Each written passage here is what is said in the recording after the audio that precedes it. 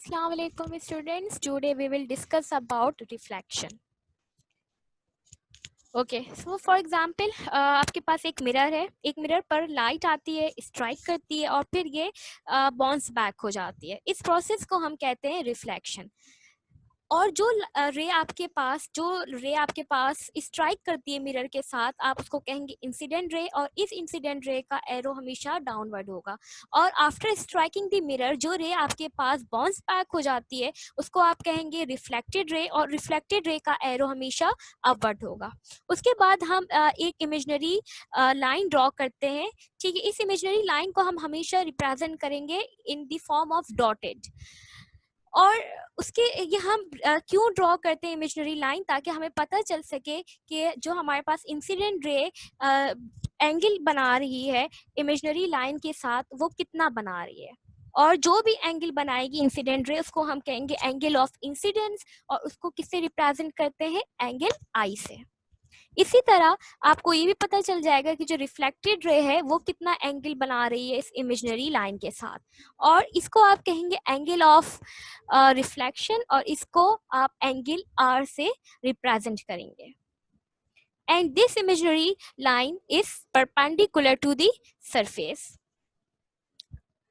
Now हम definitions देख लेते हैं। Reflection of light occurs when a ray of light approaches a smooth surface and bounces back. यानी जब लाइट आती है स्मूथ सरफेस पर स्ट्राइक करेगी और बाउंस बैक हो जाएगी, then we will call it कि रिफ्लेक्शन हो गया।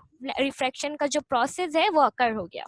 ठीक है, rays that strike the surface are referred to as incident ray। यानी जो रे आपके पास स्ट्राइक करेगी सरफेस के साथ आप उसको इंसिडेंट रे कहेंगे, और जो लाइट की रे आपके पास बाउंस बैक हो जाएगी उसको आप कहेंगे this is reflected ray.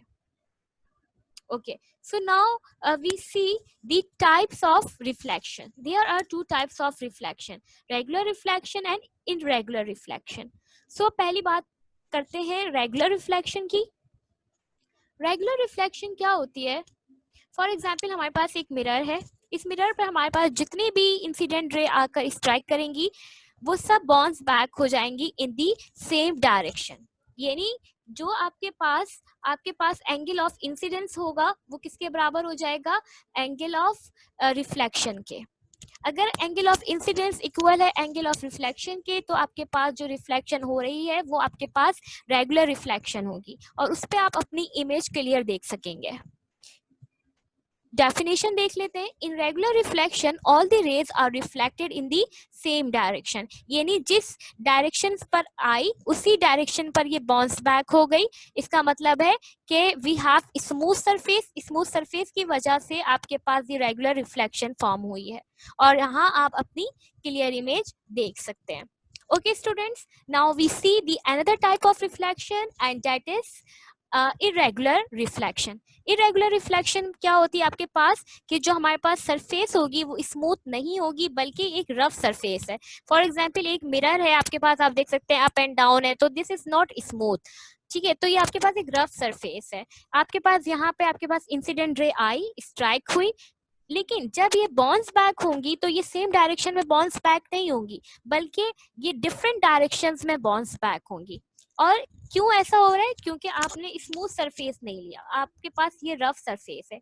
Rough surface है तो आपके पास इरेगुलर रिफ्लेक्शन हो रही है, और यहाँ पर आप अपनी इमेज क्लियर नहीं देख सकते, यहाँ पर आपको अपनी ब्लर इमेज नजर आएगी। तो हम डेफिनेशन देख लेते हैं। अच्छा, एक और बात कि हम इरेगुलर रिफ्लेक्शन को डिफ्यूज रिफ्लेक्शन भी कह सकते हैं। In diffuse or irregular reflection, the rays are reflected in many different direction, और इस वजह से हमारे पास जो इमेज आती है वो ब्लर आती है। क्लियर इमेज हमें जब आएगी जब आपके पास रेगुलर रिफ्लेक्शन होगी। और रेगुलर रिफ्लेक्शन कब होगी, जब आपके पास जो रेज होती हैं, जो रिफ्लेक्टेड रेज होती हैं, वो एक ही डायरेक्शन में होती हैं। Okay, so now we see the law of reflection. For example again we have mirror, light आती है, स्ट्राइक होती है, और फिर ये बाउंस बैक हो जाती है। आपको पता है डाउनवर्ड एरो है तो इसका मतलब वो इंसिडेंट रे, और अपवर्ड एरो है तो इट मींस कि वो रिफ्लेक्टेड रे है। उसके बाद हम एक इमेजिनरी लाइन बनाते हैं जिससे हमें पता चलता है कि इसका एंगल, इंसिडेंट रे का एंगल और एंगल ऑफ रिफ्लेक्शन कितना है। ठीक है, okay. So this imaginary line is always perpendicular to the mirror. अच्छा, लॉ ऑफ रिफ्लेक्शन क्या है कि अगर एंगल ऑफ इंसिडेंस बराबर है एंगल ऑफ रिफ्लेक्शन के, तो हम कहते हैं कि this is law of reflection. For example, अगर मैं कहूँ कि ये एंगल जो है इंसिडेंट रे नॉर्मल लाइन के साथ 30 डिग्री का एंगल बना रही है, और रिफ्लेक्टेड रे जो है वो भी 30 डिग्री का एंगल बना रही है with this normal line, so we will call it कि this is law of reflection.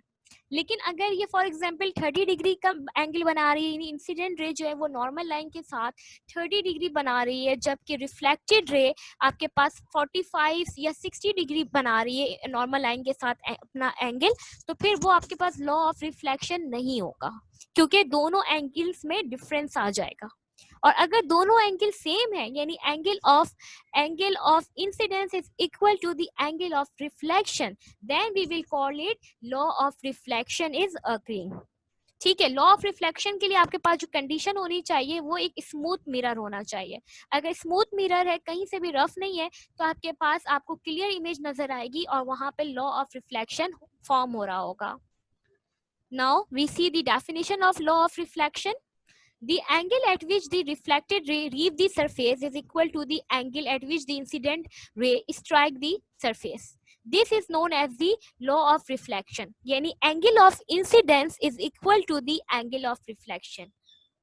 If we have angle of incidence is equal to the angle of reflection, then we will call it law of reflection. If angle of incidence is not equal to the angle of reflection, then we will not call it law of reflection.